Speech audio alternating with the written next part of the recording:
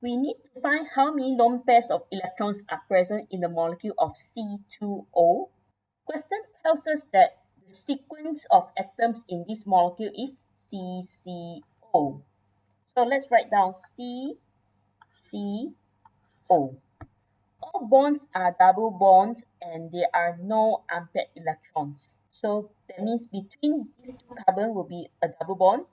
Between the C and O, also a double bond. So I'm going to use dot and cross diagram. To solve this question. Between the C and C double bond, so I'll have cross, dot, cross, and dot.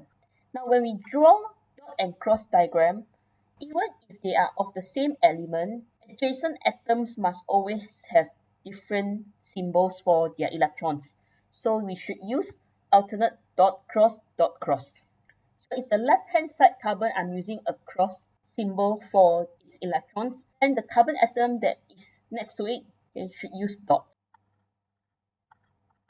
So I have put the electrons in between the atoms to show that all the bondings are double bonds. Okay. Now I have to put other valence electrons of each atom as lone pairs. Carbon on the left has 4 valence electrons.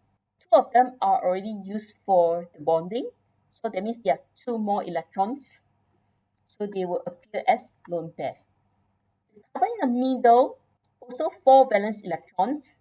So 4 dots here, all 4 valence electrons are used for bonding. So this carbon has no more extra electrons in the valence shell. Oxygen here is in group 16, so it has 6 valence electrons. 2 are used for the double bond, so 4 more are lone pair electrons. 2 lone pair electrons. So now let us count how many lone pairs of electrons are present in the molecule of C2O. 1, 2, 3. So the answer to this question is C.